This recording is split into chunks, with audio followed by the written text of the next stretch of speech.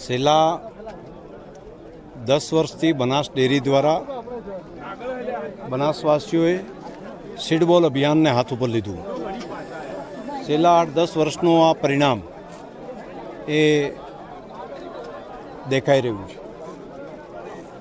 અરવલ્લીની ગીરમાળાઓની અંદર હરિયાળી, ખાસ કરીને જેસોર પર્વત આપણે જોશો તો ધ્યાન ઉપર આવશે કે એક શરૂઆતના વર્ષે જ્યારે ત્યાં કામ કર્યું હતું તે ત્યાં તો બિલકુલ હરિયાળી દેખાય છે.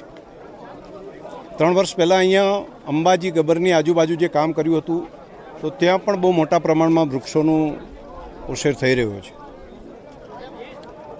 રાજ્ય સરકારનો ફોરેસ્ટ ડિપાર્ટમેન્ટ, બનાસ ડેરી અને બનાસવાસીઓ અને અનેક સંસ્થાઓ, NGO એ ભેગા મળીને આ ગીરમાળાઓને હરિયાળી કરવા માટેનું અભિયાન જે ચાલી રહ્યું છે, હું આભાર માનીશ દેશના પ્રધાનમંત્રી મોદી સાહેબનો કે જેમણે અરવલ્લીની ગિરિમાળાઓને ગ્રીન વોલ તરીકે ડેવલપ કરવા માટેનો એક ઐતિહાસિક નિર્ણય કર્યો છે. આવનારો સમય અરવલ્લીની ગિરમાળાને અડીને આવેલા બધા પ્રદેશો માટે એક આશીર્વાદરૂપ સાબિત થશે.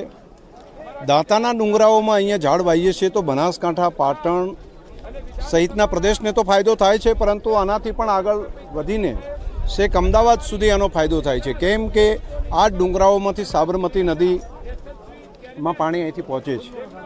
એટલે દરેકનું કલ્યાણ થાય, દરેકનું ભલું થાય એ માટે અહીંના લાખો લોકો જોડાઈ રહ્યા છે. આજથી આની શરૂઆત કરીએ છીએ. આવનારા સમયમાં સતત 15 દિવસ સુધી અલગ અલગ સંસ્થાઓ, અલગ અલગ તાલુકાઓ અહીંયા આવી અલગ અલગ ડુંગરો ઉપર ફોરેસ્ટ ડિપાર્ટમેન્ટની સાથે રહીને બનાસ ડેરી દ્વારા એના સીડ બોલ વાવેતર માટેનું કામ કરીશું.